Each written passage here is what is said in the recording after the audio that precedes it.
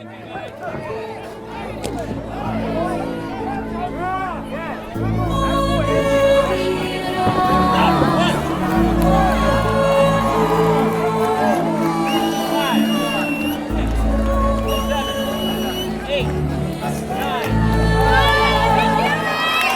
I'm going to hit somebody, I want them to be 6'5", 280 pounds and see if I can get it done, right?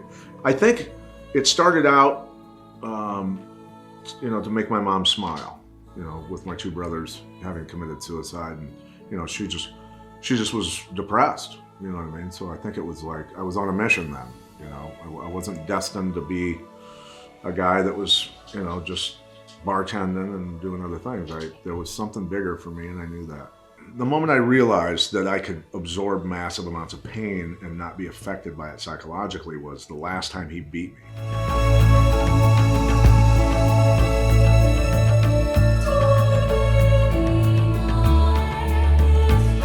They're a different breed. What most people avoid, they view as a sport. And when other athletes feign injury, they often do the opposite. Careers are short. Most end by age 38. So what kind of people fight for a living, putting their health and safety on the line? And where do they go when they retire? He's getting dominated on the ground here, taking some serious punches, and he's in...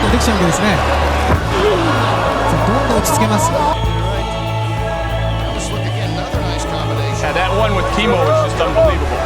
Hoist tried to elbow. And here we go.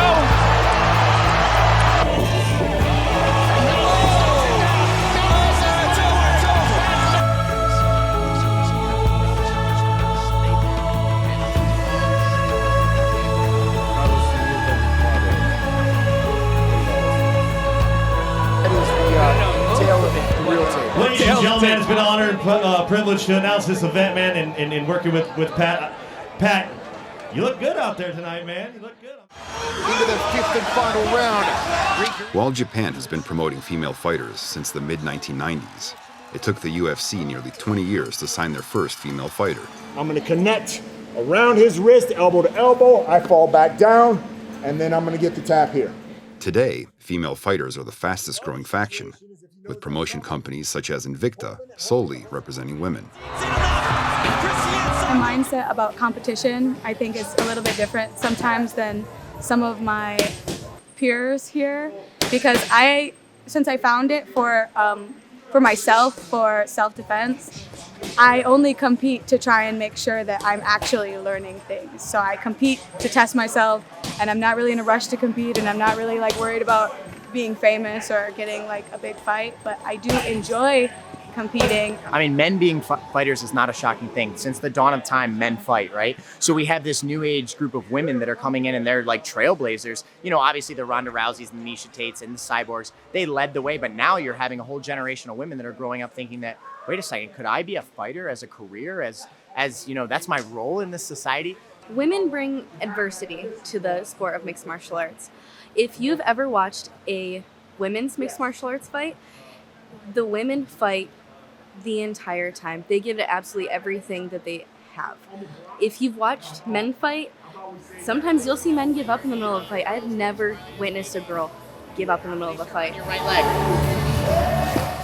I went to college and I realized that college wasn't for me. So I remember watching martial arts on TV and I just decided to give it a go. If you're flat, you'll never win this match. Yeah, get on your hips. Alesha Zappitella is ranked top 6 in the nation for wrestling. She was in the Olympic qualifier for wrestling. She wrestled her entire life. She's a Brazilian Jiu-Jitsu purple belt. She's a 7-2 professional fighter, and she's just a wrecking ball. We have to fly in pro women to train with her because she's just a destroyer. She won a world title in China. She's fought for Ryzen in Japan. She's fought for King of the Cage. She's fought for Combate. Pretty much you name it, she's done it. Most people don't expect that I am a professional fighter when they see me out and about. I'm just a tiny little girl, and I'm probably the nicest person you're ever going to meet. September 17th, I am fighting for the Invicta FC Atomweight World title. It is the most prestigious belt that you can win at Atomweight at this time. UFC doesn't have my weight, so sadly, this is as far as I can go. There's not very many women my size, so eventually, in order to if I keep improving, then I'll want to be fighting like and training with better people. It already takes up all your free time, especially if you work in the day or go to school and then fight at night, your time is taken. And you're gonna bring your elbow up in a V motion. So what do you mainly do to get ready? Just your normal camp or nothing special? Actually, I do everything special. Quit my day job, and I've had sponsors carrying me, being able to pay for me to live and just train like a professional athlete. It was the first time Hainite and Alesha practiced together. After pummeling each other for nearly an hour, the two seemed more like long-lost friends who had been reunited. I think it's really easy. Like my mom says the same thing, but I tell her like when you meet other women in the sport, like you automatically have so much in common because it's such a big part of your life. So it's easy to be friendly. At the end of the day, we're chasing the same dream, and no matter if we're beating the hell out of each other and hurting each other, that's okay, because at the end of this, we're gonna hug and we're gonna laugh and have our girls' night or whatever the heck we're gonna do, and just be friends, because we're just chasing the same goal. It's nothing personal.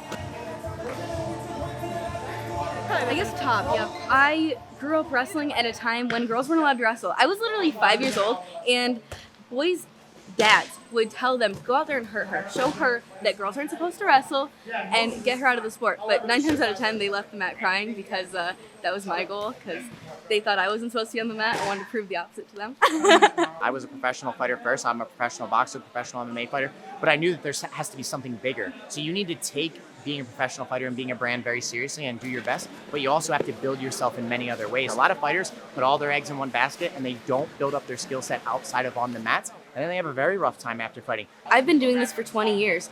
I am fighting for the world title. I want to go out and I want to fight the best women that I can and get my career over with. I have other things that I need to accomplish in life, but while I'm doing that, I've been putting myself out there as a person. What? A knee bar? What is this? Beautiful. I have been building my brand, and I've been making YouTube videos, and I'm actually trying to break into all of the other aspects of martial arts. I'm trying to become a commentator or on TV personality, something along those lines, because I know that at the end of the day, fighting is not gonna support my life. There are plenty of examples of fighters that pave the road the right way, so that when they step away from the sport, they're set, man. They have every avenue in front of them, and they've just opened their career because they've separated themselves from the pack. They're someone in society.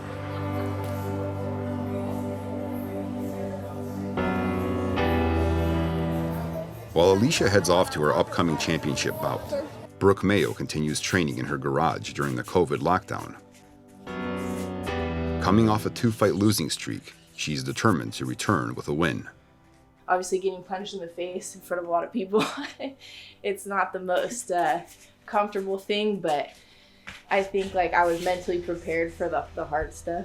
You know, I played soccer competitively growing up, and I just know that, like, you know, you play 100 games, like thousands of games growing up, and you just, some days, you know, you're the hammer, some days you're the nail. So I was like, whatever, like, I'm still, you know, I still want to keep pursuing this. My flight attendant career started like right when my martial arts career started.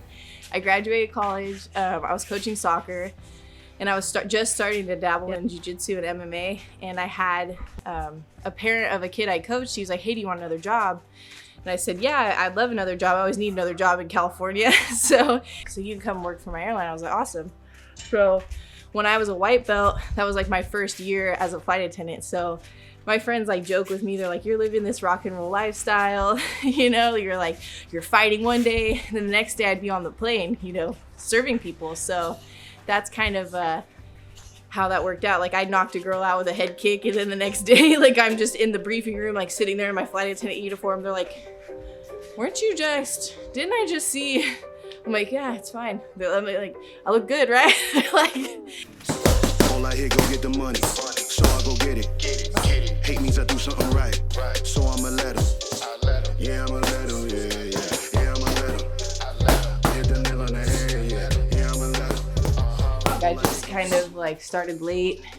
I got into it because I had an injury from soccer, and I was like, you know, I want to still be competitive. I still want to be active. I want to do something that challenges me, like physically and mentally. So that's why I got into jiu-jitsu, and then from there I was like, I think I can fight. And people were like, you're crazy. Like, what are you talking about? You did like 6 months of jiu-jitsu. Do you think you can do an MMA fight? I'm like, yeah, I think so. While the doctor stopped one of her last fights with less than a minute left, it only solidified her reputation as a fighter. I got punched in the eye and it swelled. I can see out of my eye. It's bad. I can see. It's bad. Kind of that's how I got my nickname too, is the bullies. Like, bully breed dogs. Like, maybe they're the smaller dog. They're not, the more fierce dog, but they won't stop once they start. Down. 1, 2. Go. Go. I do behavior technician work for kids with autism. I think that I'm going to gear my martial arts skills and what I've learned from martial arts to help kids with special needs, especially. So I feel like the transition will be easy because I've already set myself up with a new set of goals and a plan before that day even comes. And I think having a lot of different jobs and going through a lot of adversity with different sports and having to change career paths multiple times has helped me become a lot more versatile and a lot more confident that I'm not just one-dimensional. I'm not just a fighter. I'm not just a flight attendant. I was never just a behavior technician. So I do feel like no matter what happens to me in life, sports in general has given me this set of skills and confidence to adapt to whatever life throws at me.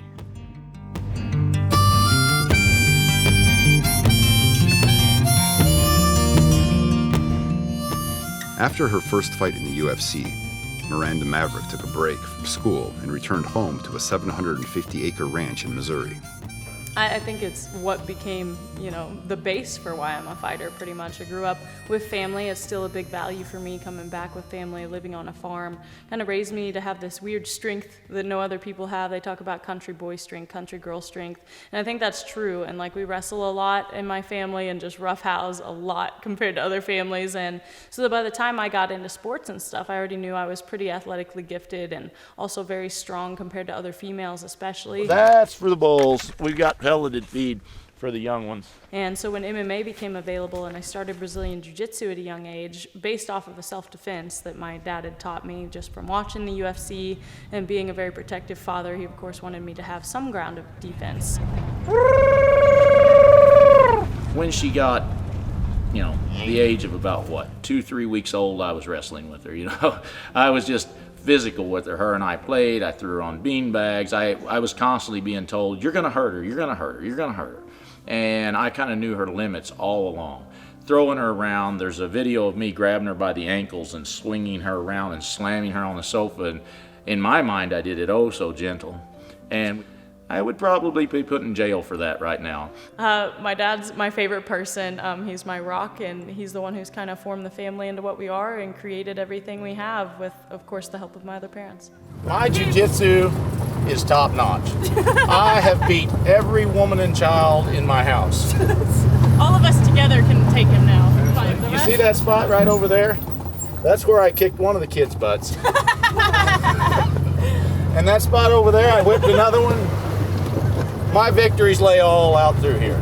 I think that individual sports is where it's at, because at the end of the day, no one's paying your electric bill, no one's paying your food bill. It's not a team sport. You're doing that yourself. And people start saying, they didn't do this for me, they didn't do that for me. They're not supposed to. It's, people can love one another and care for one another without actually taking full responsibility for you. At the end of the day, your life is your own responsibility, your own health, your own mental health. Doesn't matter how you were raised, doesn't matter what situation your life got put in. Whether or not you're happy, whether or not you're successful is solely up to you. Her mama was one of our milk cows, yeah. These are used for beef. She's a little part milk cow, but the rest of her is full scimitar, so. If that means life lessons, which my dad's always taught me to turn everything into a lesson, it doesn't matter what it is. So on a farm, it's really easy to learn lessons just based off of watching things, anything. Hard work is commonplace on the family farm, so wrestling and roughhousing isn't something special to Miranda. In fact, both of her younger siblings are also wrestlers who began training the same way. Well, we just put the mats down. We have concrete floors and everything, so it's obviously controlled, you know, we're not throwing each other around, so takedowns are kind of limited, but Brazilian Jiu-Jitsu, that's exactly how I learned pretty much the basics before I started a professional gym. Was we had a couple mats or just carpet floors and would wrestle around, all three of us kids against dad, and try to beat him up every day. And my dad jokes that he's the flyweight women champion of the world because he can beat me up by just flinching, you know. And so it's true, I can beat him technically. If we were the same size, same weight, I think I could beat him. These children, I just wanted them all to be able to defend themselves in any situation. I want them to be the top of the food chain. And when it comes to strength, I don't think they're matched by anybody in just strength. There's a big difference between weightlifting and manipulative body strength. Brock excels in school. He's 195 division. He's undefeated this year. He's a junior, and he's competing against seniors, and that's what everybody says about Miranda. They've never went up against anybody that strong, and that's just because I worked them when they were little. Don't hurt Daddy!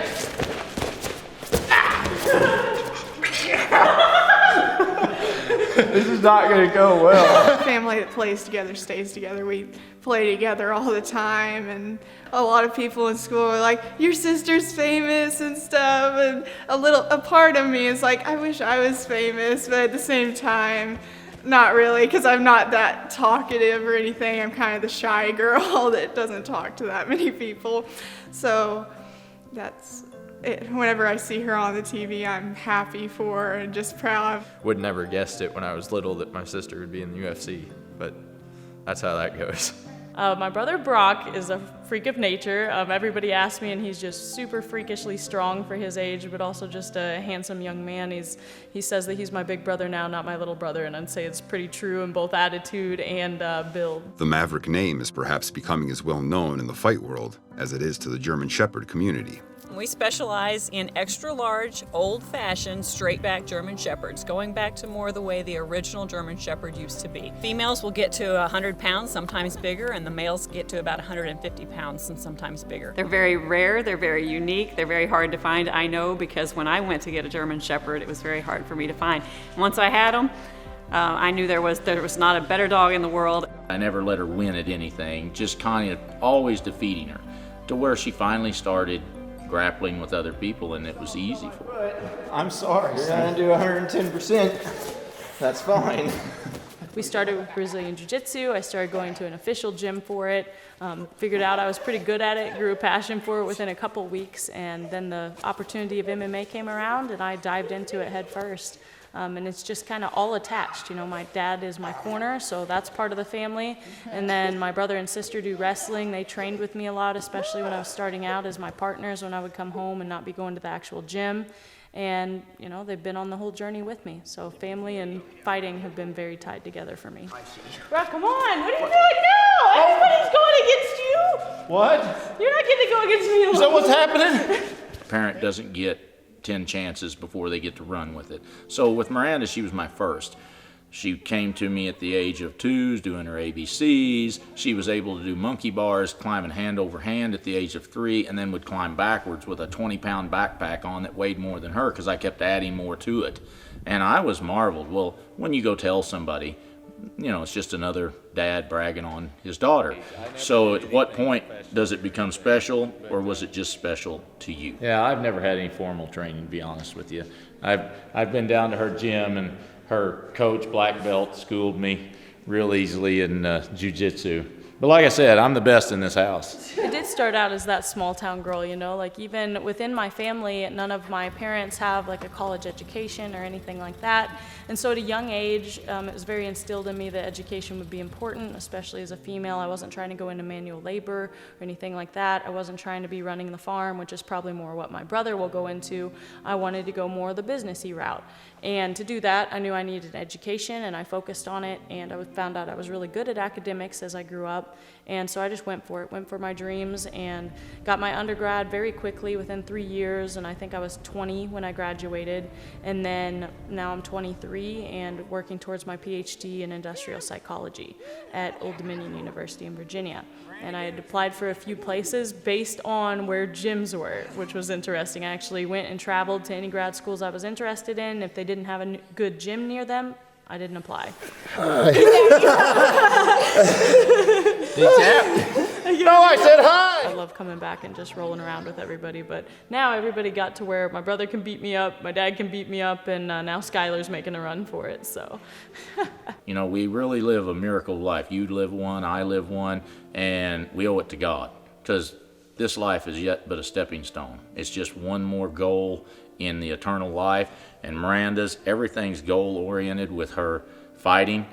This is just a step in her life. She won't be fighting when she's 50, and I have to tell her, get ready, because this could end tomorrow. That feeling of getting your hand raised, people asking for your autograph, that could end.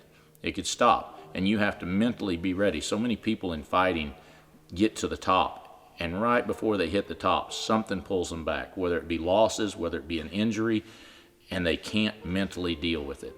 I want her to have so much behind her that when that happens, because it will happen in some fashion, whether it be age, whether it just be the desire, whatever it be that goes away, you have to have something else waiting. You have to be more multifaceted, that this doesn't end your life. You know, it doesn't depress you beyond being able to continue. And having children and letting them know that failure is just part of life, is just part of it. Failure is just a door opening for the next success coming up.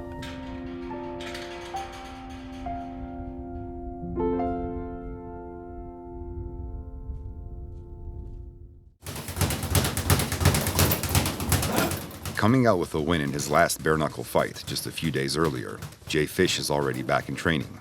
The body's the key. I mean, you gotta keep your body healthy. It's your temple, you know. It's like that's what keeps going. So you gotta condition your body. You gotta eat right.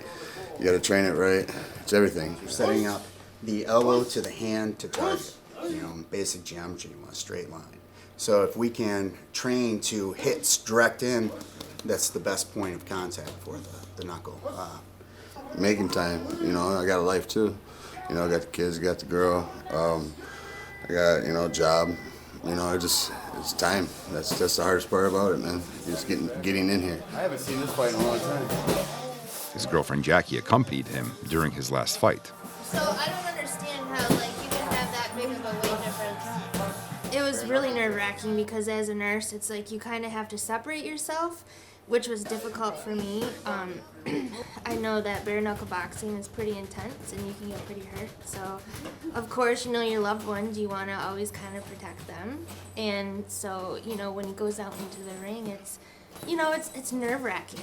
But, you know, he's worked so hard for it, and you just got to have confidence. And he did a knockout in, like, 4 minutes. So. I love the sport of fighting. And, like, boxing is where I'm at. So, like, when this whole opportunity came up, I was excited.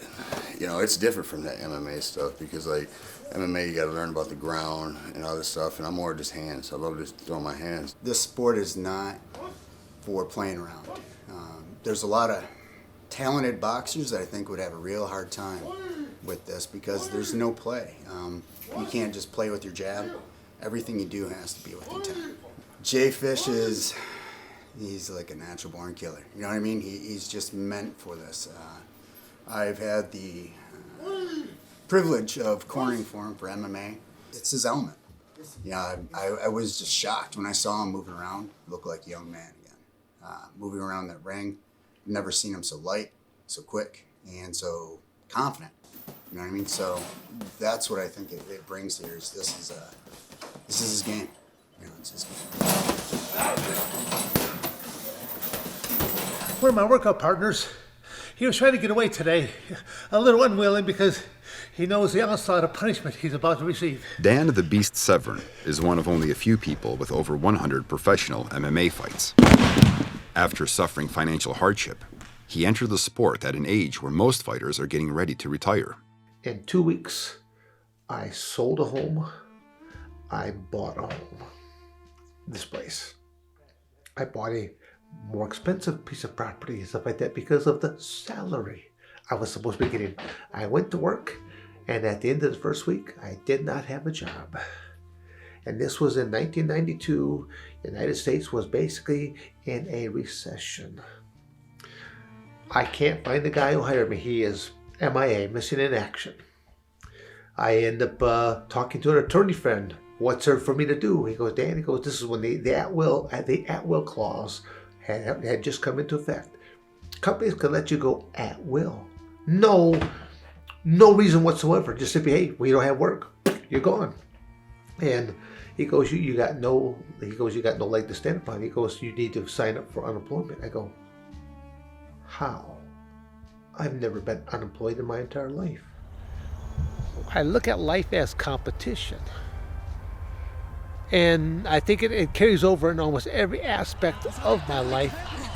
This is my little paradise back here. My orchard. When he's not in the professional wrestling ring, the Beast can most often be found in his orchard or training facility. Yeah, give it probably another week or so. At age 62, he strives to get the most out of himself and everything around him. I posted this picture before on Facebook, and a fan. Basically, they sent me a package of 5 new pairs of work gloves. And now I keep waiting for them to say, why aren't I using it? And I wanted to say, well, them's my good going to church wearing type gloves. These here are still the working man's gloves. My biggest value is time and trying to be as productive as I can within those time intervals. So I'd be clicking on the time, which is tough to do with boxing gloves.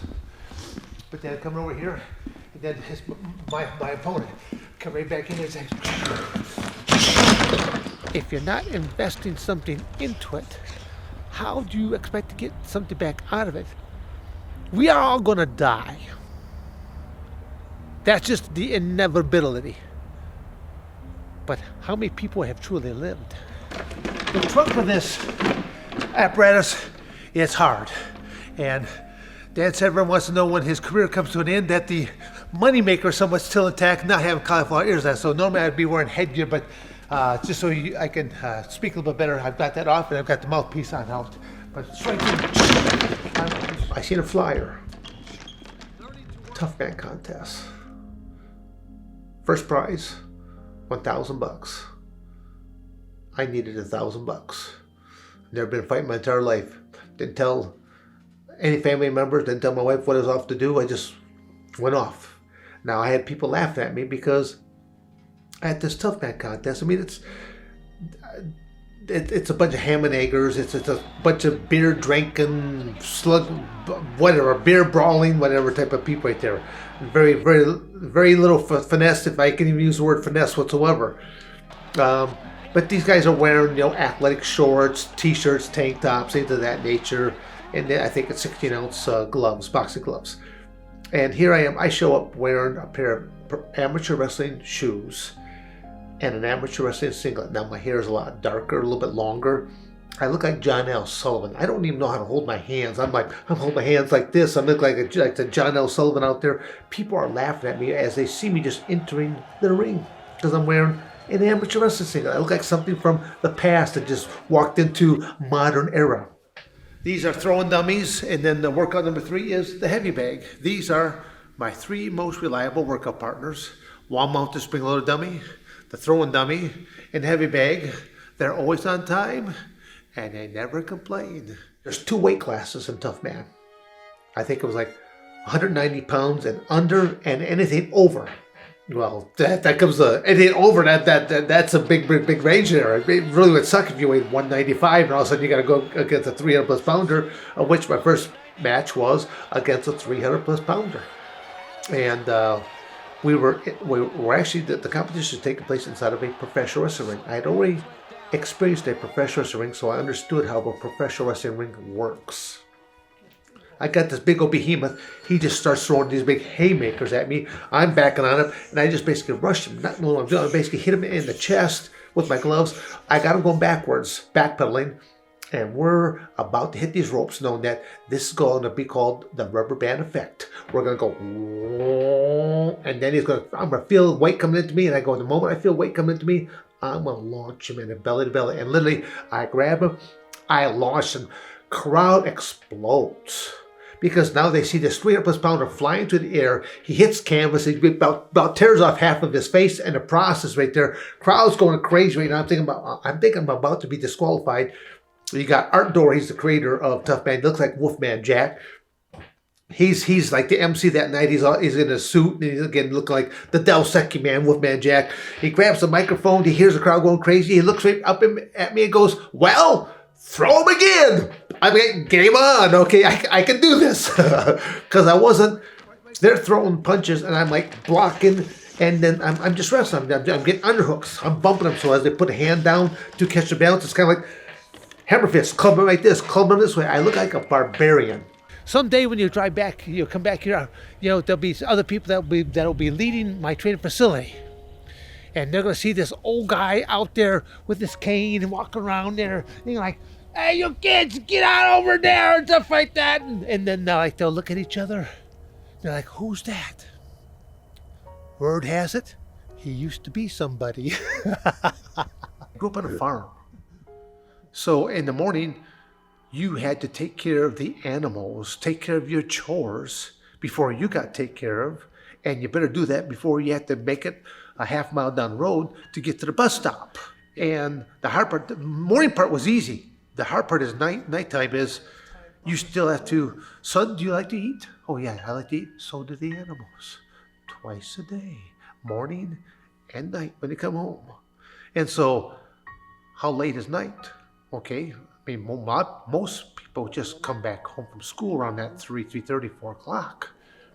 I might be at a wrestling practice. I might be at a football practice. I might be at a track and field practice. I might be at a meet or something like this. I may not get back till 10, 11, maybe midnight. Guess what? Go out and do them chores. Peggy the cow doesn't care that you had to stay after, stuff like that. You got to go out there and milk Peggy the cow twice. In the morning and at night. That was one of my chores, was milking Peggy the cow, the family cow. Yes. All right, yep, turn to the side. Yep, absolutely, you got it. 3, 2, 1, and just a few for good measure. It had been 10 years since Pat Miletich's last fight. Great, thanks, Pat. Appreciate it. After having trained over 90 professional fighters and producing 12 MMA champions through his Miletich fighting systems, he was ready to get back into the ring. This is a kickboxing fight. K1 rules. No knees, just kicks. The gym that I was training at was not open at all during this. So I trained in my garage. I've got a heavy bag in my garage. My kickboxing coach would come over. I've got weights in my garage. And then I do my running hill runs and all that stuff at the park. I just train outside. 190.8. Hands up. His opponent, Michael Nunn, was once considered one of the best pound-for-pound fighters in the world. Nunn was released less than a year ago after serving almost 17 years for trying to buy a kilo of cocaine from a federal agent. No money, you paying me to strip? Where's the pole? Where's the pole? I was going away for 16 years and 6 months, and boxing still runs in my blood. I mean, I still got a few more fights left in me, so I want to be able to get it all out of me, because when I'm done, I'm done. So, yeah, but I mean, I love to box. I always have. From the time I was 12 years old and now, so, I missed 16 years of not being able to do it, and I'm getting an opportunity to do what I love, and I just want to go out and enjoy it and have fun. You guys taller than me, you guys. Got it? You got it? You couldn't give me no money to say nothing bad about the gentleman. I mean, he's a great fighter. I can't take nothing from him. He respects me and I respect him, and that's what it's about. I mean, we'll determine on who's the best in the ring, but all that loud mouth, it's not about nothing. The main things I worry about are an unusual heart murmur or an enlarged spleen, the kind of stuff that could lead to real danger in the ring. Most guys, if they've been able to train without any difficulty, they're probably not somebody I'm going to find anything on. So, if it was a boxing match, it'd probably be lopsided. I mean, I've trained with a lot of world-class boxers, but Michael Nunn's not just a world-class boxer. He's the best guy on the planet, right? So he's a different level in boxing. So if it was a boxing match, it'd probably be pretty boring and one-sided. And if it was an MMA fight with takedowns and submissions, it'd probably last 30 seconds. So, the kicks involved at least adds a question mark for the crowd and for us. Well, I think we're just wired differently. We understand that, look, he and I both are providing the opportunity to make a lot of money for our families, right? Unlike most retired fighters, Pat had no reason to get back into the ring. He has a beautiful wife and family, and is a sports announcer who also hosts a successful podcast. I'm super stoked, man. I'm excited. Dude, I love line fight, dude. Yeah. Line fight, man. I've listened to you. That's where I met, like, for first. So you're I honestly think anyone that fights professionally, there's a little something wrong with them. There is just a little something. It's not normal to be sparring and get jacked in the face hard and just go, that was a good one. You know, I mean, you're a little off to do this, and there's that switch they turn on that makes them even, you know, it just adds a turbo. But I really think that's what makes them different. The work ethic too. I mean, 99% of the people cannot put in the time and the work that these guys do. All right. That was a solid. He grabbed my ribs. You know what's kind of good about Matt right now? We can really get him. I do coach my son's wrestling team. I'm assistant wrestling coach. But it really wasn't hard to step away. You know, my body kind of gave up on me, and I couldn't run anymore. My knees are shot, and I couldn't, you know, cut weight anymore. And probably the biggest thing I miss from fighting is the roar of the crowd. You know, that's something that you can't replace.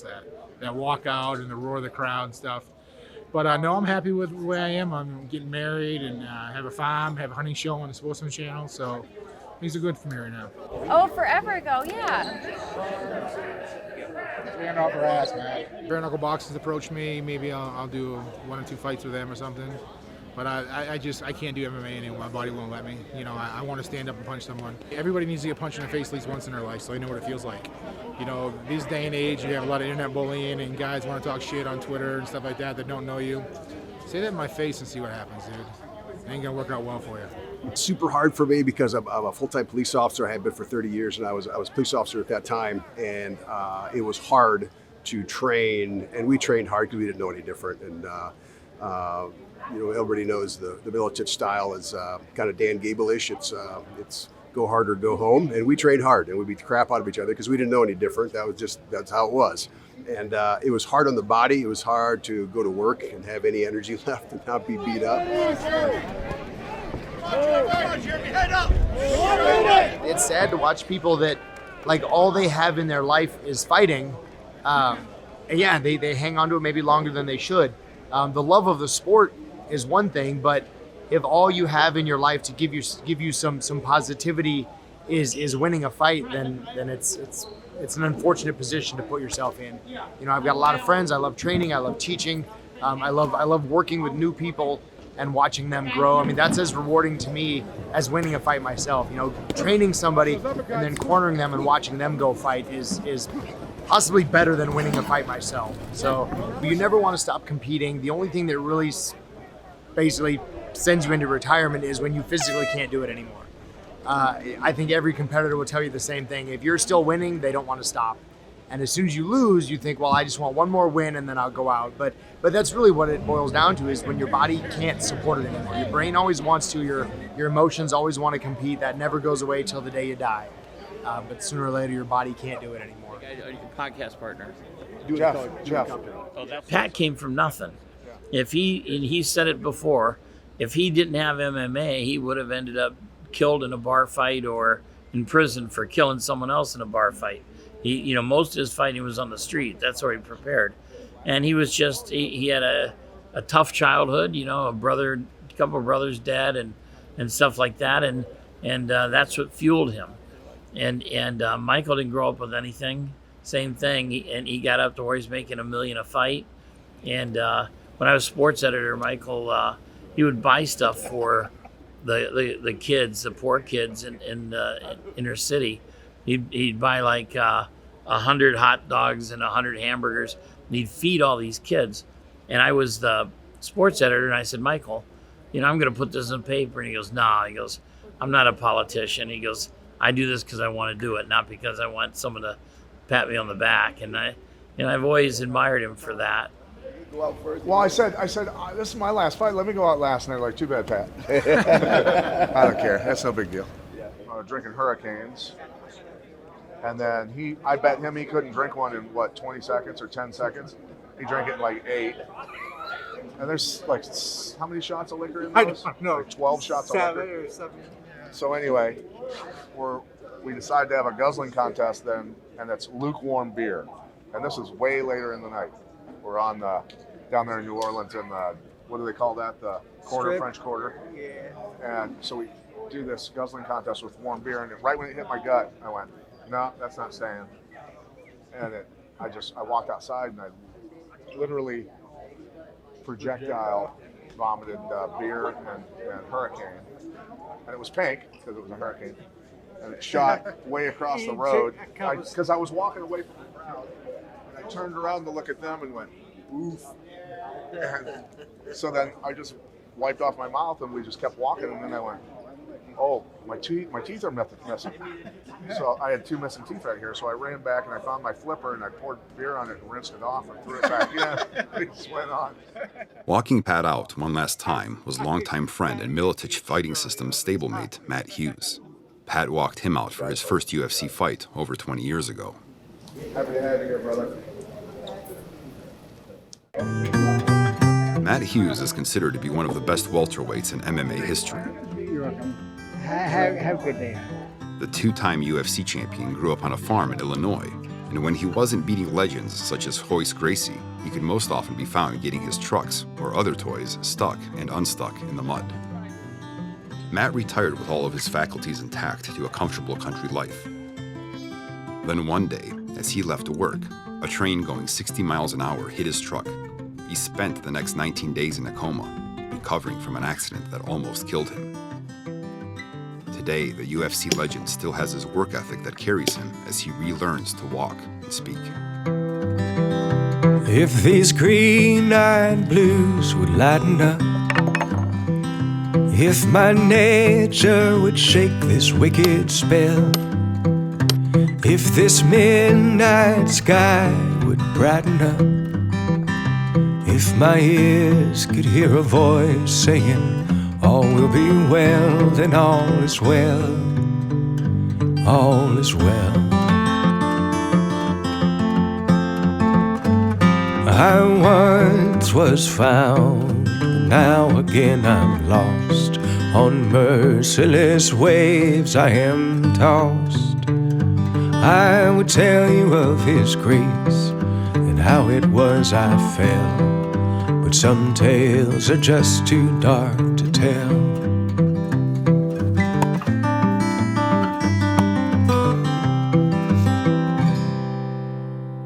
The time that accident happened here, like, I know you don't remember the accident and anything before it. What's the next memory that you have afterwards?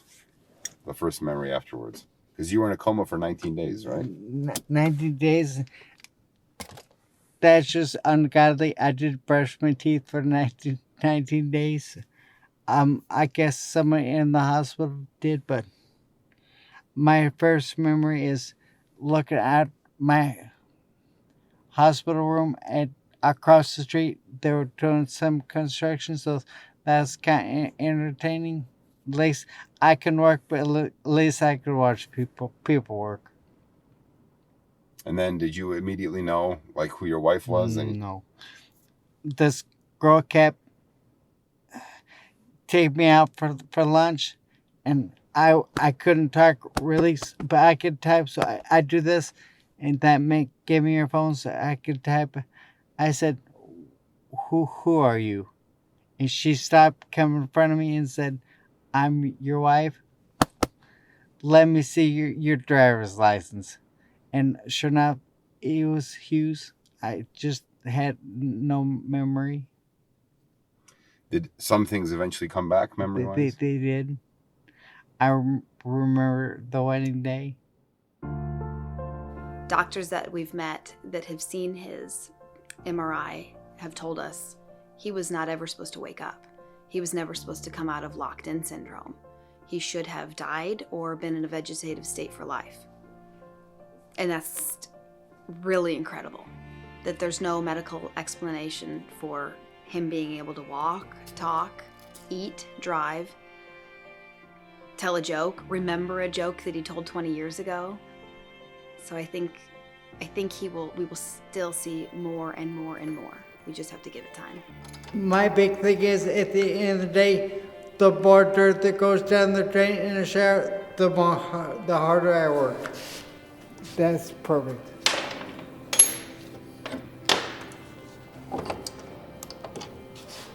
Let me go see if that fits. Since the accident, I think the hardest thing is he constantly compares himself to who he was before the accident. But not only that, he'll compare himself to 25-year-old Matt before the accident, which, you know, he's in his mid-40s. That's incomparable for any person to compare themselves how they were 20 years ago. So he still holds himself to that standard. I should be able to do this. I should be able to cut wood like I could 20 years ago. I should be able to, you know, work out without wearing out. So I think he's very hard on himself, and that discourages him sometimes. Matt was real close to the family. When he first started, he moved to the Quad Cities, and he lived with me and my family for over a year. So my whole family knows Matt like he's an uncle and stuff. So it's tough to see a guy who has all of those capabilities and all that, you know, stuff. And he had to work at that. A lot of it is he inherited from his dad. His dad was strong as can be, but you still got to do the work, and he put the work in. And to now see him to where he can, it's very unfortunate. I think the holes where I need it now, it's much bigger, but tomorrow morning I'll go find out for sure. But I'm scared I get to play with my tools. You know, you're in your mid-40s. You're not the athlete you were when you were 25, and you've suffered a brain injury. You know, take all of that in consideration and not bring yourself down and be so hard on yourself. And my dad, he was good about putting us to work, and he told me I couldn't do it, which maybe want to prove him wrong. So it was good motivation for me by him telling me I couldn't do it. I think it's just in him. I think it was born and bred in him. I think his father contributed to a lot of that, being very hard on him, raised on a farm. And as I'm sure you've heard Matt say a few times, if you tell him he can't, it's even more willpower to do it. So it's just that stubbornness in him, but also it's just that kind of born-in willpower that you're absolutely right, not many people have, and he doesn't give up. The guy's just a nice guy. I mean, I like talking to him, getting to know a guy that's gone through what he's gone through. But he's always moving, man. He's always moving, always wanting something. He wants to stay busy. He doesn't want to sit there and watch somebody else work. He wants to work. I mean, you don't become one of the baddest men on the world planet by not putting in work. Whether you're doing electrical work, you're training to fight, you put in the work, you're going to be good, you know? Some jobs we do are easy and some suck, pardon my language, but they do. And I'd tell him, Matt, we got a job tomorrow and it sucks. And you know what his response is? Don't threaten me with a good time. You know, that's just a country boy ethic. And like I said, especially a man with his status and everything he's done in his life, he's not afraid to hang around with normal people and always has something good to say about him. Never has anything bad. He's just a super guy. Throughout his recovery, Matt has maintained his sense of humor. I'm trying not to laugh so much. Even while still going to physical therapy sessions 3 times a week. When I was athlete, I could put 100-pound dumbbell with one hand over my head. And yeah, you get that 100-pound dumbbell? I could pick it up and do this. And JT tried this. Oh my gosh. Yep, Matt, this one's for you. This is for you.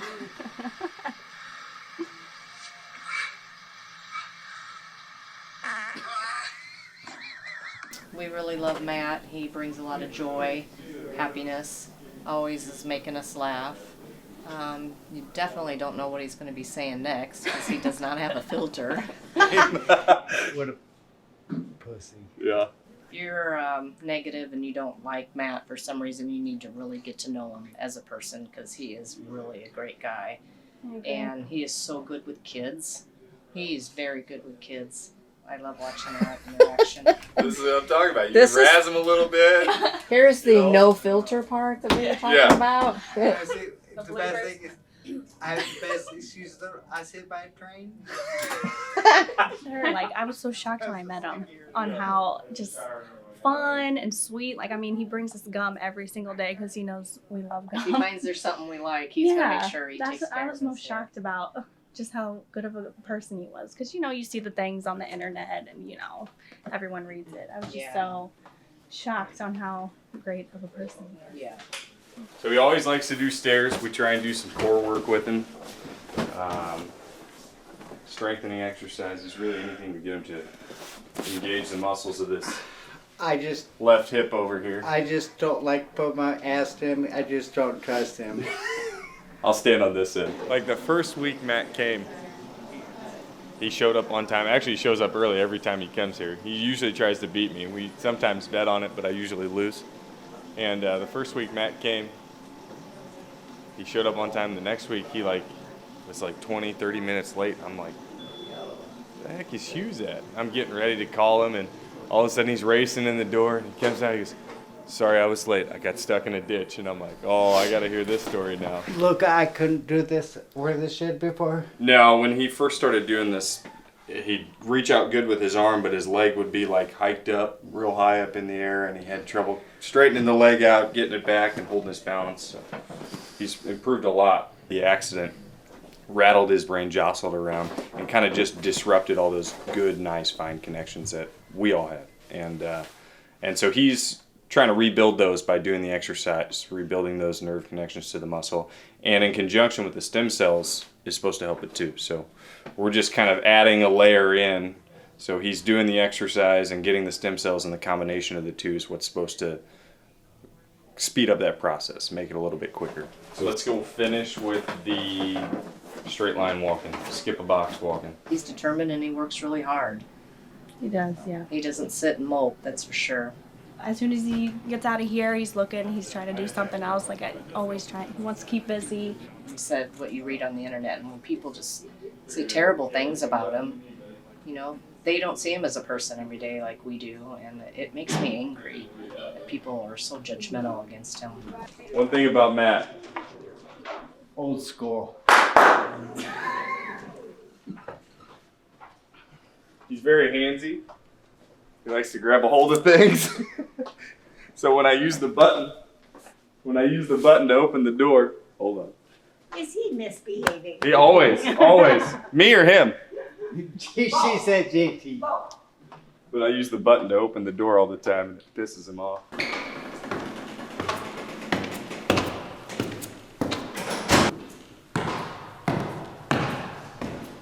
Now that was good. That was good. If I was going to say anything, it'd be your foot hitting the last step. The very last step, you caught it. Just a little bit. Just your toe. He was always my friend. So I never really paid a lot into, oh, this is, you know, Matt Hughes, celebrity athlete. That was never important to me. I don't know. I've met a lot of his fans, and he's very well respected in the wrestling and MMA community. I think he did things that nobody else did back then. You know, everybody always said, you know, it was special when you fought. We all got together. We bought the fights. You know, it wasn't something that was on every weekend. You made it special. We knew every time you walked in that octagon, you were going to put on a show. As far as the man he'll be remembered, he's a fighter outside of the cage just as much as he was inside.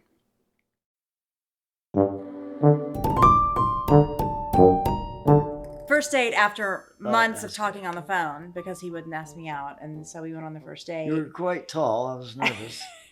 And so he had this little red BMW, this little two-door red BMW. Don't remind me of that. And we were driving through Decatur, and all of a sudden lights go off behind us.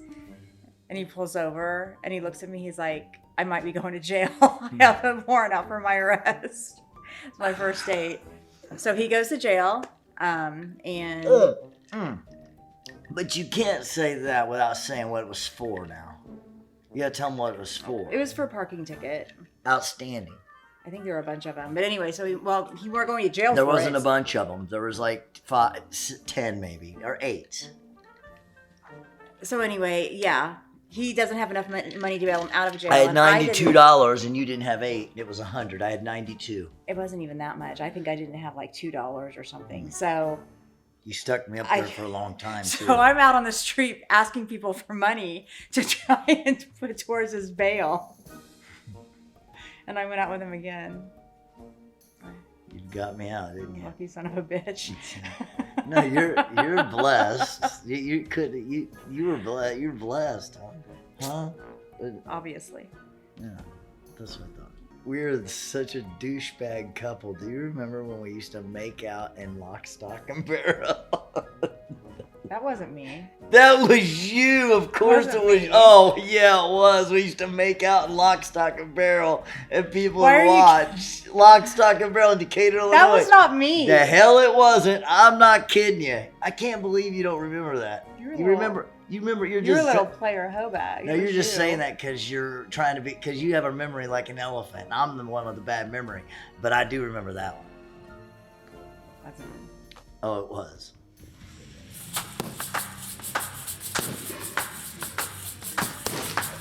The way I look at it is the way you treat yourself is the way how you're gonna feel. Your body's a temple. I mean, take care of it. It'll take care of you.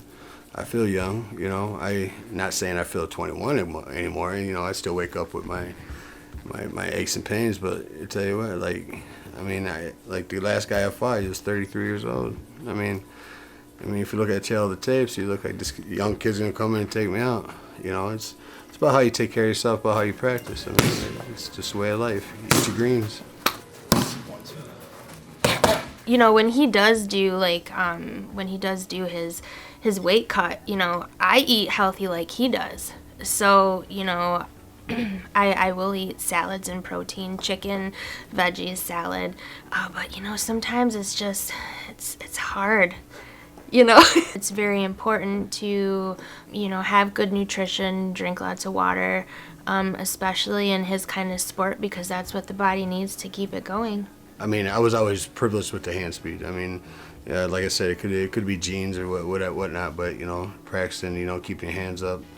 Speed's the key, especially being a bigger guy. You know, a lot of people think, well, you know, big guy, he's gonna be slow. Got something for you. I'm just saying, we're gonna be doing lots more reps, less calories, higher volume as in cardio. Yeah, we're just gonna have to eat less, watch what we intake wise, you know, sugar wise, calories, carbs. We got to keep them down to the minimums. You know, I mean, it's gonna suck. I mean, but you know, I mean, it is what I like to do. So, I mean, it's part of the game.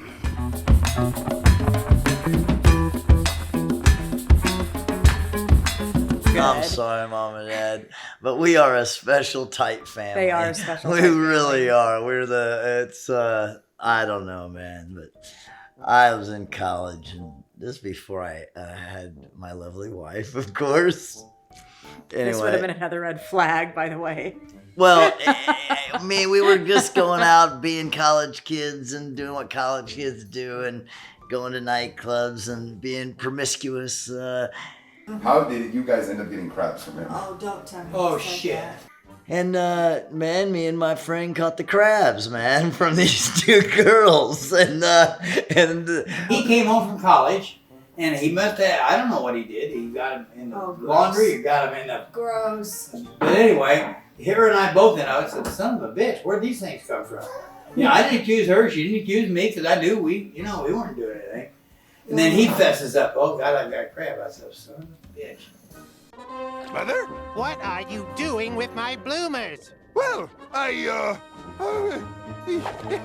So we went to Walgreens to buy I wouldn't buy it, bro. I said, look, man, I ain't buying it, man. You ain't going up there. I ain't buying the crab medicine, man. So he bought the crab medicine. I think I went to the car.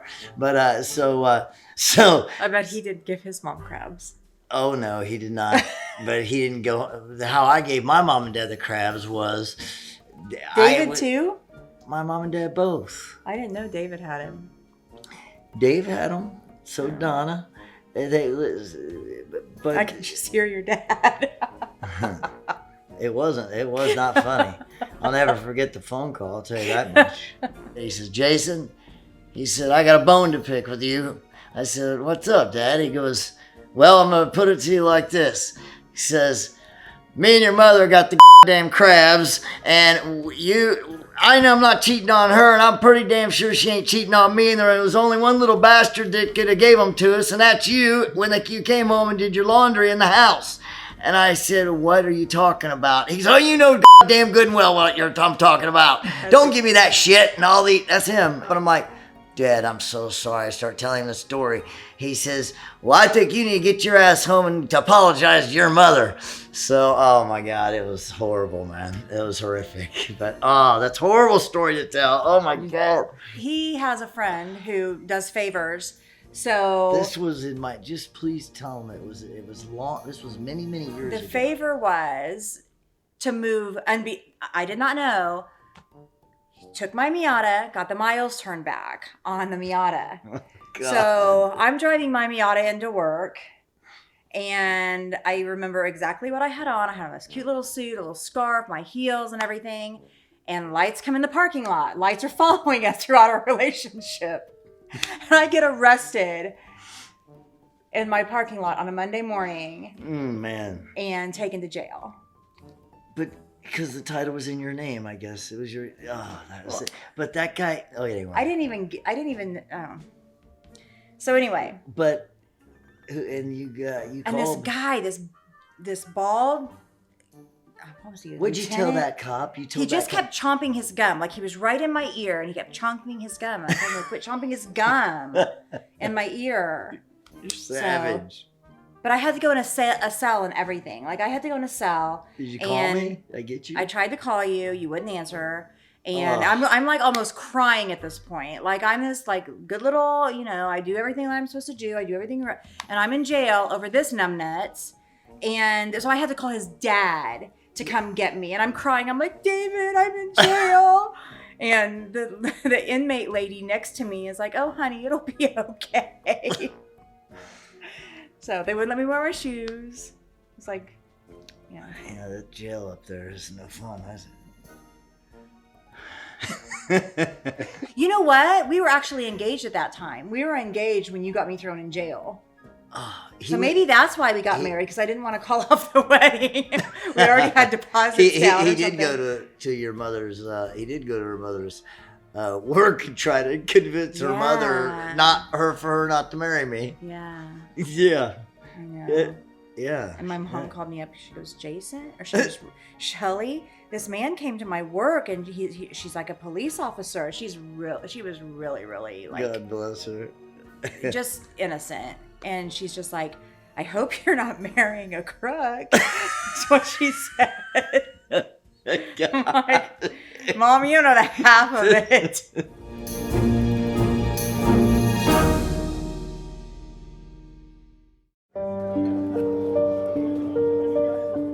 It's often been said that people are born to be fighters, while others have to work at it. Pat Miletich's childhood didn't seem to leave him many options. So I was across the street, and the father, Mr. Turner was his name, and I was friends with his son. And, we didn't have a whole lot of money. They didn't either, but he was teaching his kid how to shoot a pellet gun.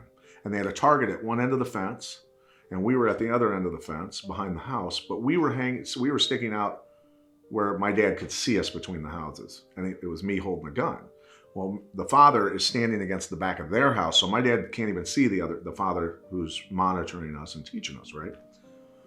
So all I hear is, PJ, get your ass over here.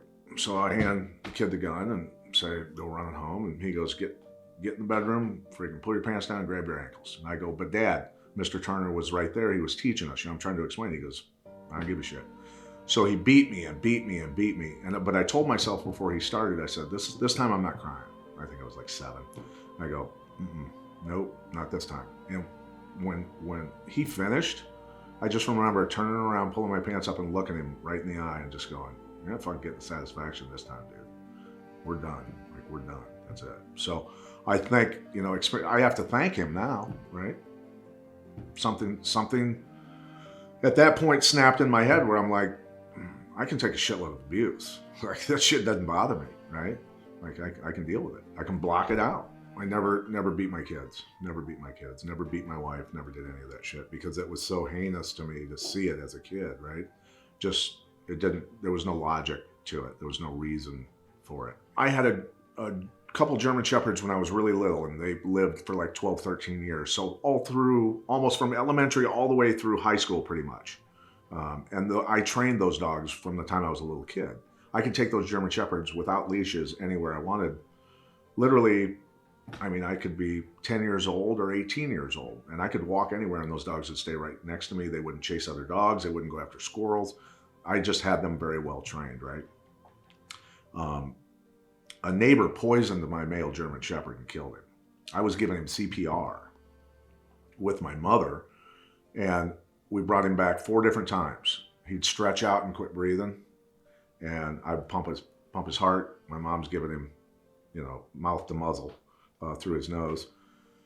And we brought him back 4 times, and then he stretched out a 5th time, and I said, just let him go, man. We got to let him go. So that, you know, it's something that I realized my dad died not long after that I don't think I really cried a whole lot when my dad died. I just obviously just didn't have feelings for him because, you know, what he'd done, right? To my mother, my sister, my brothers, me, all of it, you know. So I disconnected myself emotionally from him, and I would not go see him. When he was dying of cancer, I would not go see him. I wouldn't do it. And finally, his new wife called and said, hey, your dad's got maybe a couple days left. Maybe you should come see him. So I did.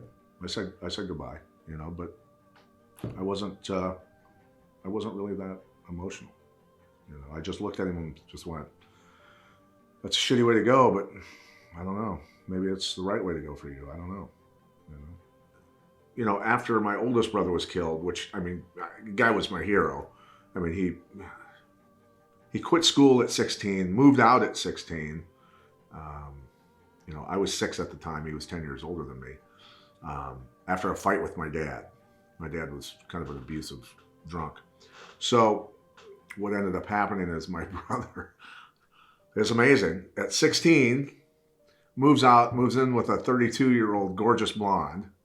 And his lifestyle was that after that. I mean, he was like a combination. He looked like a 6'4" Burt Reynolds. So I really looked up to him a lot. So when he was killed, that was tough. And then when my brother Tom was killed, you know, he went to, because they were best buddies. They were 1 year apart, and he went to the location that my brother died, the mile marker on the highway. My brother got clipped by a truck. And he found the mile marker and then found where they were working on my brother, and then found his tennis shoes, which were ripped sideways out because of getting hit, you know, the force of the truck hitting him. And all the tubes and he found a couple pieces of bone. And he took the bone, put it in the shoes, put them in his car, drove home, and he got to my mom's, and he's standing in the driveway bawling with, you know, the shoes. And I just was like, it was tough. So for me, I think I've always went, give me the fucking shoes. And I threw them in the garbage. That's gone. That's done, right? That shit's not sticking around. So that, you know, I think that mindset for me of just there's no reason to remember their birthday, right? There's no reason to remember the day they died, certainly. You know, that'll fuck you up, you know, doing that every year. So that's kind of the way I've always done things. So that's why I don't remember. I block shit out. When they were little, they were molested by Catholic priests. So they had demons. So they lived like a lot of machismo, right? Probably to cover, you know, psychologically what had happened to them. I'd go upstairs and there she'd be sitting in a rocking chair at 3 a.m. just staring at the TV. And I'm like, fuck, this is bad, man, right? And I had left college to go home to take care of her because she had heart problems. So it was just her and I. And so for me, I think it finally got to a point where I had done tough man contests. I'd won a U.S. kickboxing title.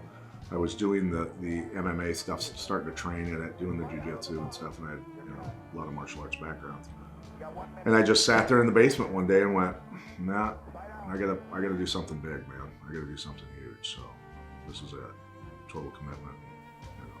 I went to his grave and kind of, I guess, made amends. You know what I mean? Made amends. And thanked him, right? For, I guess, making me tough. So, yeah. Not a day goes by that I don't think about my brothers, my mom, I don't think about my dad. Really don't. Every once in a while, but not very often.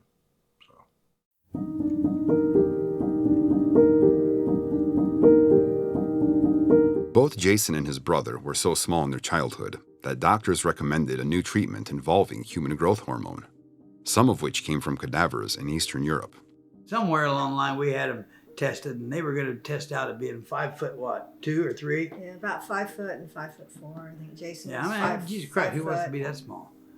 Jason gave his own injections to himself, and I gave Justin his. Oh, Justin didn't like it. Until they took it off the market because there was an issue with the growth hormone. With the synthetic, actually, yeah. Yeah. The human growth came from cadavers. Yeah. I coached his basketball team from 4th grade to 8th grade, and he was always so little. I'd put him in, and the mothers from the other team would cheer for him. Jason took to martial arts and gave up basketball. Years later, he suffered a broken neck, moments before coming out victorious in a championship bout. I went out to California, and he had it worked on, had it fixed, had an operation here. This was, God, I don't know how long ago. 2001, was it? Or? The doctor came downstairs, went downstairs. Apparently, downstairs he had his pharmacy, and he came upstairs and he handed me 280 Vicodin, 750 milligram Vicodin. I took 2 of them. Had absolutely no pain. I remember telling my dad, man, let's go to Alcatraz. Come on. He's like, we're going back to the hotel and you're chilling. I'm like, no, man, let's go. And I took 2 of those things, man. And boy, I'll tell you what. And that was the start of my whole ordeal out there, right there. I go to the pain center once a month, and I don't need any more prescriptions. I'm on Tramadol and the Xanax, and the doctor back home told me, Jason, you don't want to be off the Xanax. God made you that way. You're one of the most intense guys I've ever met, and that's why your back tightens up, because you're stressed and you need the Xanax. And so, man, it messes you up, man. It messes your head up. You think, damn, man, what? Do I stay on it? What do I do? So but this is the main thing. I defeated all this stuff except the Tramadol.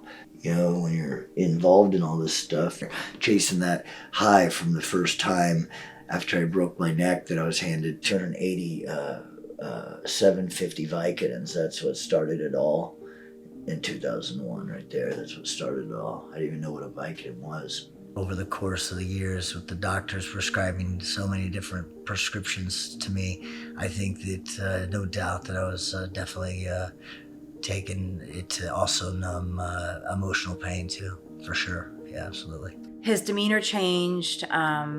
We were talking earlier about, I said he slept a lot during our marriage. Like he would sleep to the point that I would go and check on him. And I would see like his eyes were open while he was sleeping and they were rolling back in his head. And I was totally freaking out. I mean, and not putting blame or being negative against Jason or anything, but he was not the easiest to live with. He was not necessarily the nicest person. As sometimes he was in a lot of pain, and he, the meds were definitely have an effect on his personality. And his involvement with the family and going to family functions and things like that. It really it took over our life for quite a while. So I remember one time he went to St. Mary's Hospital because they got him, the pain center there got him hooked on whatever drugs he was all on, and the guy at the pain center had a crooked neck. He said, you SOB, but called him that. He said, you're the one that got me hooked on this. He said, I'll come across there and straighten your neck out. And they called security and let him out. They wasn't going to give him any more pain pills without a $250 deposit or something. It was crazy the way these doctors are. His job was to get Riley to school every morning. And school, let me add too, was 4 blocks away. It was not far. And then start my day with my insurance business. And so, I would call from work and check in on things, and Riley would still be home, and she's like, oh, Dad said you said it would be okay if I went in at noon. And I'm like, no, you know better than that. You're supposed to go to school. And then I asked, you know, did you get to school on time? Everything okay? Yeah, everything's okay. I get a report card and there's like, I don't know, 18, 20 tardies. That's exaggerating. So no, it's not. It really isn't. It is not exaggerating at all. So. Man, this can make me look terrible. He had like 2 days where he was in charge of getting me to school. And those were the 2 days that I would not go to school. Or I would show up at like 1 because he would like to sleep in. So, but it was a mutual thing. He would tell me to go shut the alarm off and I'd say, okay.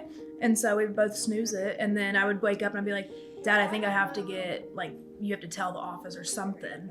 So he'd call, he'd be like, Riley can't come into school today. She's sick. And so we'd both just go back to sleep. I think it happened all maybe like 4th grade, 3rd grade, up until like freshman or sophomore of high school. It was the whole time I was in school until my license. He is a cool dad, and he's a great dad. He couldn't love Riley any more than he does, you know. But there were times that priorities were kind of lost when he, you know, had the meds. And there were times when he's like, okay, they've got me on all these things. I don't know if this is working or I don't know if this is working. Or when I fought and, you know, and competed in, you know, Japan and Canada and just different places around the world, you know, I was on fentanyl for my back.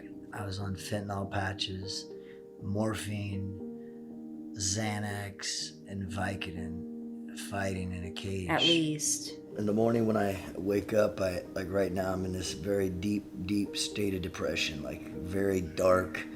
It'll go away in 30 minutes once I take my medication. But it's it's horrible. Thank God it only lasts for 30 minutes or so.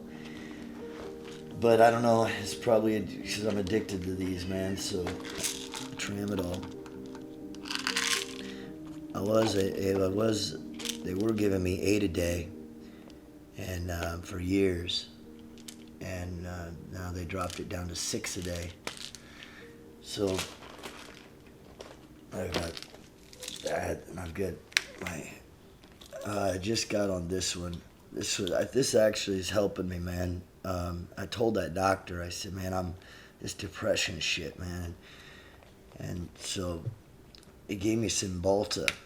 I guess Cymbalta, they used to use it for an antidepressant, and they found out it helped back pain, so it seems to be helping.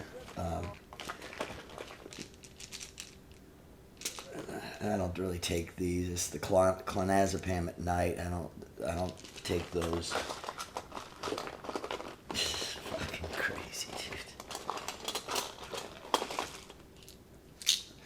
This is the devil right here. This is Xanax. They're telling me that I've tried to get off of this, and I told the doctor, and he looked at me and my wife and said, why do you keep fighting this? God made you that way. You're one of the most intense guys I've ever met. Needs to throw in, though, that he takes everything as prescribed or less. So he's not like running out of med, you know, so I'm proud of him on that. Like he's controlling, you know, like things in the past, he wasn't controlling how much he took or, you know, where he got it from. And now he is. So you are being too hard on yourself in a way. But at the beginning of the month is when I get my prescription, and I tend to take more, and then I'm, you know, prescribed. But then I suffer in the middle because then I don't take as much as so then I start freaking out, thinking I'm going to run out at the end of the month. And see, this is news. Because when I first moved down here, I was in control of it. Actually, I held the meds and I gave him his allotment for the day, and however he took it was up to him. But that's what he got for the day. And then somehow it went back to him, you know, controlling his own meds, and that literally is the first time you told me. I've never ran out. But that's the first time you told me that. Right, but I don't do that all the time. But I've never ran out. But I do that to myself, and it's not a good thing. No. Is all I'm saying. Like to be honest, You know, when I knew Luca was coming, I was a bit nervous, so I took a little bit more, you know, and that's as truthful as I can be, man. After almost 20 years of being addicted to different painkillers, Jason finally reached his breaking point. You know what? Fuck your pills. Fuck your pills. I'm done. I'm fucking done. That's it. I'm done. The cool part is some of this stuff is, okay, it's so old, well, you can't really see there, but you can maybe on the side. You can actually see where some of these trophies, the metal, is oxidizing.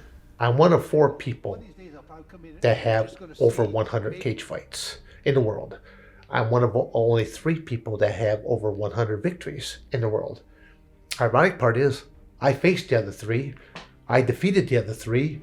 I think the closest one to my age is 15 years my junior. Puts me in a category all by myself, especially when you hear the fact that I did 2 training camps in 20 years. You hear these current UFC fighters, they'll take out 4 months, 6 months of their life and they're training. Hell, I took 2 training camps, 32 days, 35 days. Half the time I didn't even know who I'm fighting. I'm just glad that they announced it in both their language and in English so that I actually knew, okay, watch out for this, this, and this. And on-the-job training was, you learn real quick. But the one thing that I'll say that I have over a lot of people is I don't understand the word quit. I understand the psychological aspect of athletic mental warfare. You will never see a single match where I have ever sat down. How can you breathe better? Stand up, walk around, hands on your head, or in a seated position, like this. Have some fans, stuff like that. Stand on your feet. So for cardiovascular recuperation of the cardiac system, on your feet, walking back and forth. Psychologically, worth its weight in gold. Your opponent's sitting across that ring or that cage, and he's looking over, he goes, that old son of a bitch, he's not tired. He's still fresh. So already, I've got a psychological edge. Am I fresh? Hell no. He doesn't know that I haven't trained and I've done 2 training camps in a 20-year span. I said, I'm sucking air from every orifice of my body. I already lived the life of half a dozen different men, whereas most men could only wish to have had one little portion of what I did to my amateur wrestling career, or what I did in my professional wrestling career, or what I did in my mixed martial arts career. And I'm thinking, you know, I'm not done yet. You think Dan's ever done? Hell no, I'm not done. I'm looking here to inspire others. I'll be that motivational speaker.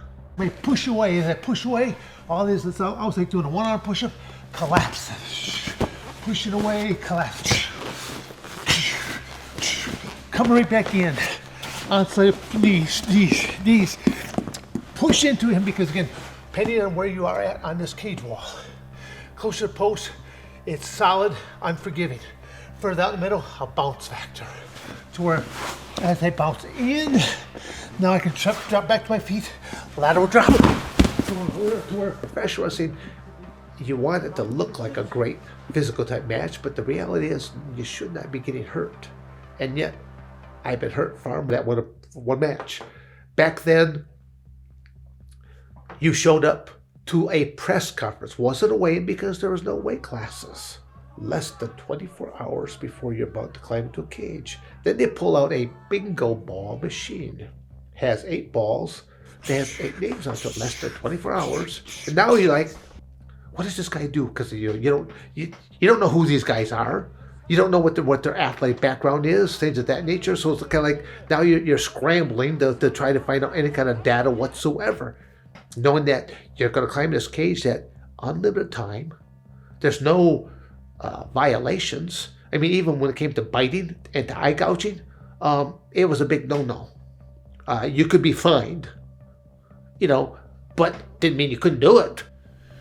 Only referee stoppage was really allowed in the equation. No stand-ups. So once you took a guy down, you want to stay busy, and that was my one great attribute, was being a grappler, being a wrestler, was being able to clinch people, take them out, jam him up against the cage wall. Don was one of my wrestlers at Arizona State. I already knew Don's ability. I mean, the guy's a bonehead. Okay, he just I mean that in a very loving kind of way. There's no quit in him. I mean, literally, Don Frye versus Takayama in Pride. It is the #1 most viewed combat video in the world. Pride Fighting Championship demolition, and there's that right hand. They're cooking it up. Don Frye with right hand. Takayama. Boom. Look at this. Super nice punching. Who really won that fight? Well, neither person really won that fight because the audience won because they watched a spectacle that will never be repeated. Ironically, they were both involved in professional wrestling as well. And Takayama was involved in a routine match, doing a routine move and the move went wrong, and now he's a quadriplegic for life. That's sad to think that he survives this match with a Don Frye, and yet does a professional wrestling match, and something goes awry, and now he's a quadriplegic. Potentially less than a month away from another fight, and even after a recent rib injury, Jay travels an hour and a half to train at Victor Torres' gym in Troy, Michigan. Okay, no body shots. I told Jackson that too, so. It's all right. Cool. Jay Jackson. All right, cool. The day I'm not training, the day they are, so there's no day off. His sparring partner today is a veteran fighter who is also climbing the Bareknuckle ranks. So I've got 11 fights in Bareknuckle. Fought in Europe for 5 years, 4.5 years, and Jason's coming along, getting in BKFC. So really want to bring him up because he's basically a mini version of me. Tough son of a gun. So Jason just needs that little bit of a push to get him on the big stage. Once he's on the big stage, he'll own the 205 division. That's a fact. He's like a big brother to me, man. Me and him kind of fight the same style. He's a veteran to the sport, man. He was over across the pond there, over there in the UK, doing his thing. He knows what he's doing, so. I like this. I'm like a sponge when it comes to him. I soak everything up. So that's Josh is a great guy. You guys gotta learn how to dirty box. We're starting in the clinch. Why are you guys working so hard? Let's go, let's go. Come down here on Tuesdays and Thursdays. You know, got a lot of support for Jay, Josh Burns, Action Jackson, his coach Zach, Jason Fan. This clinch is essential, all right? And his head placement is essential. Josh has the gloves, so he's going to show you where to be. His head's got to be on the good side, okay?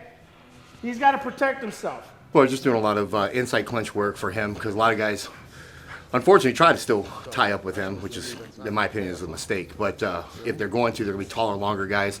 So just showing them how to shuck out of it, just basic slide bys. And then also teaching about catching, parrying things off without reaching. You know, a lot of guys give them bad habits of reaching, and that causes them to be open. So, you know, keep staying at home, staying tight where his strength is, just slight parries and then countering, you know. So, parry attack, things like that.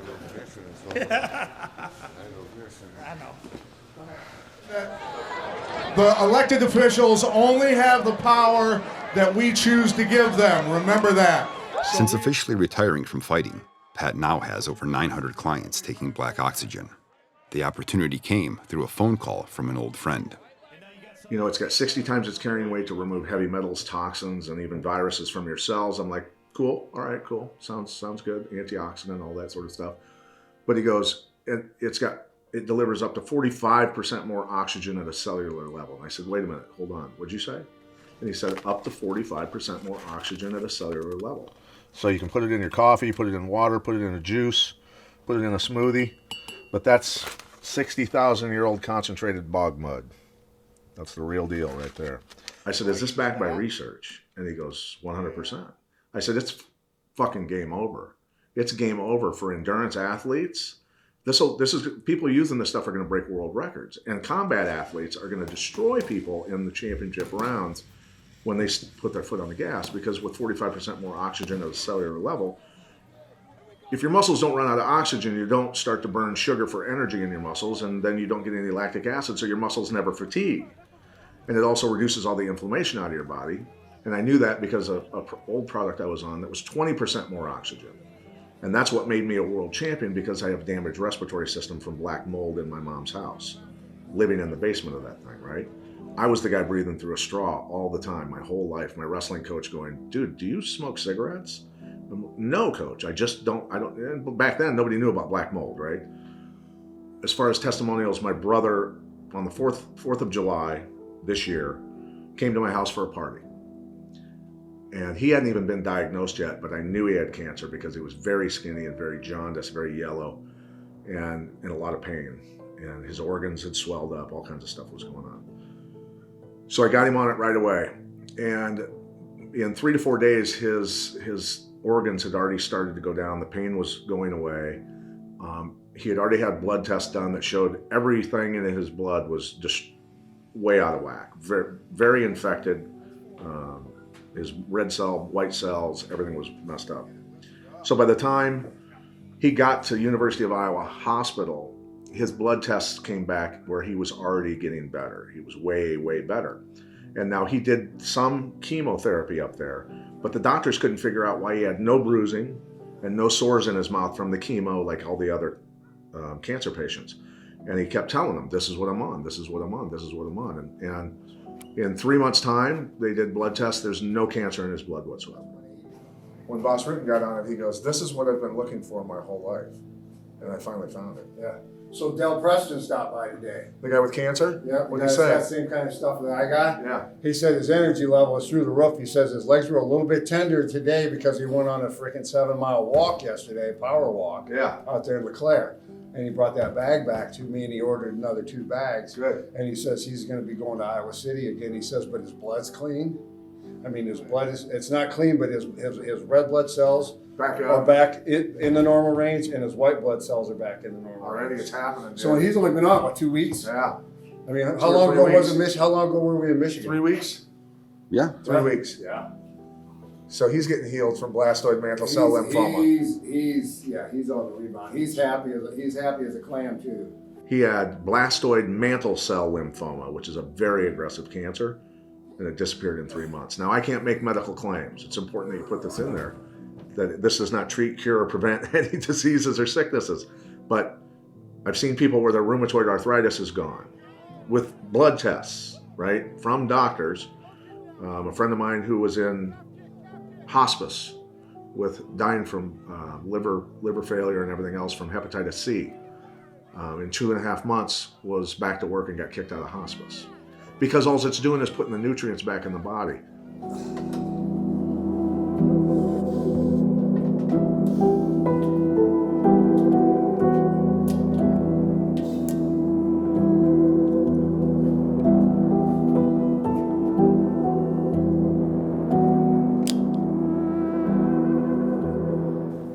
On death's doorstep. And the day after chemos and stuff, the doctors are like, how'd you feel after chemo? He was, I fucking ran 7 miles. He's 60 years old, right? He's knocking on my door at 6 a.m. Let's fucking go run. That's what I needed.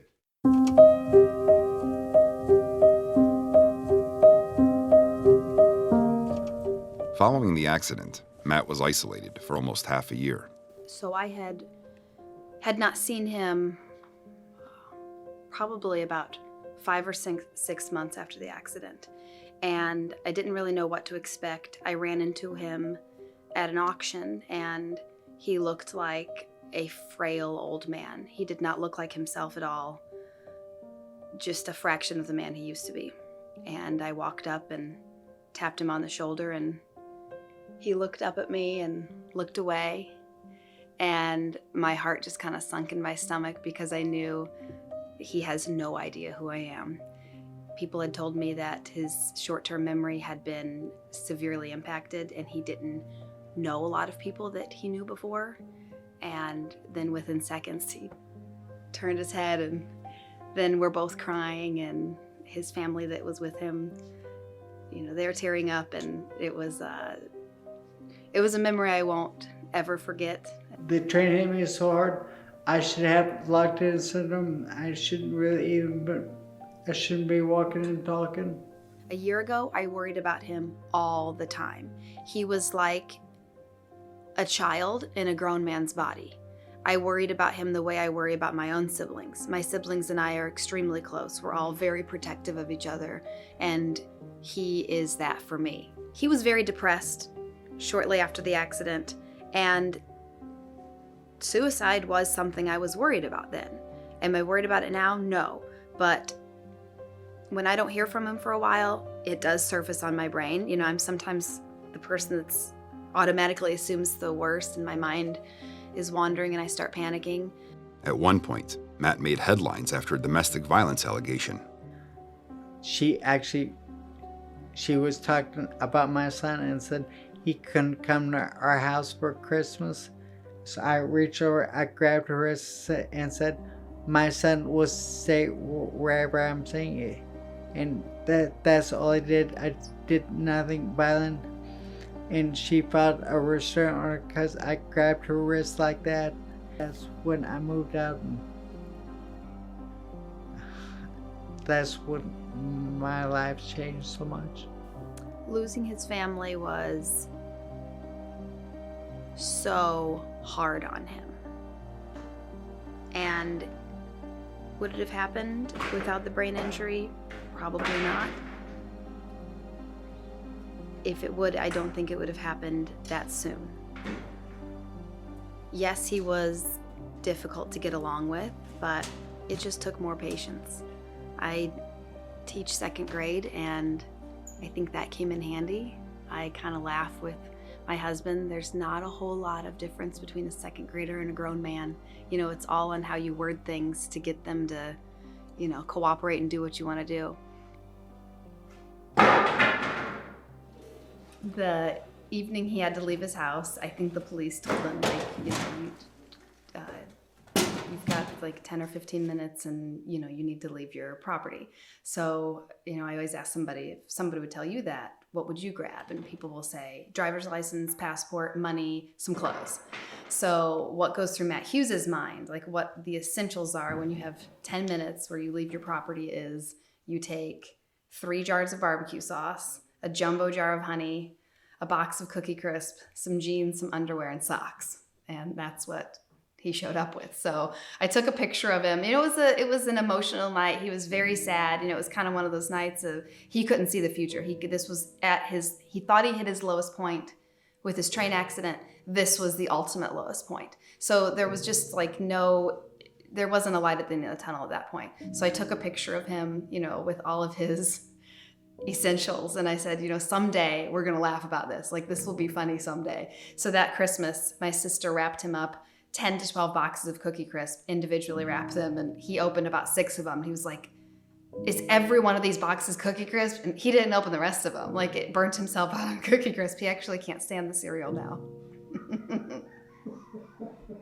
As Stephanie had been there for Matt when he needed help the most, soon the opportunity arose for him to reciprocate and be there for her family during a difficult period. A lot of people are there just for the good times. Like, Matt's come over for Thanksgiving, Christmas, barbecues, you know, works on tractors and stuff with Mark. We hit our lowest point, you know, a few months ago. August 21st. And, you know, a lot of people really didn't pick up the phone or say anything, but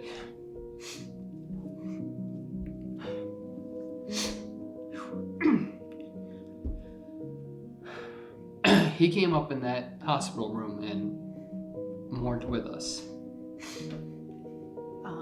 It was during COVID, and they were very strict on who could be in the hospital room. At first it was just her husband, and then when the staff realized, oh, this is a young person, that she was totally healthy, this shouldn't have happened, they became a little more lenient, allowing my parents in. And then when they realized, oh gosh, these siblings are close. You know, we grew up and we were all each other had. We were each other's best friend. So we pretty much named everybody as a sibling. We were siblings. Her best friend was a sibling. And Matt wanted to be in there so bad. He said, Stephanie, Nancy was a sister to me. You guys are my family. I have to be in there. I don't know what happened at the end, but she didn't make it. But I just really thought the human body is so much stronger than people gave it credit for. He was in there the whole time, holding Nancy's hand, taking care of us, just kind of being a pillar and being positive. Like, I wasn't supposed to wake up. She's just as strong as I was. I believe she's gonna wake up. And even though she didn't, it was hope that we needed at the time. We needed that. We are humbled by the generosity of Nancy, her husband Derek, her family, her friends. She was a bright light, someone who cared for, sounds like everybody that she met. Loved to rescue people, loved to rescue things.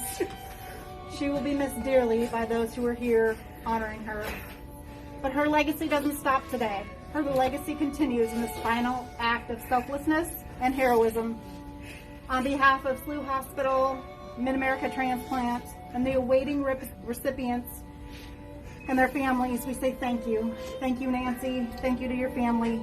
Thank you for the opportunity to impact the lives of many and to make a difference in our world, just as you did every day. Thank you. Good job, Nancy. She always was a hero. Yeah. For a lot of people. Okay. Yeah. Thank you guys.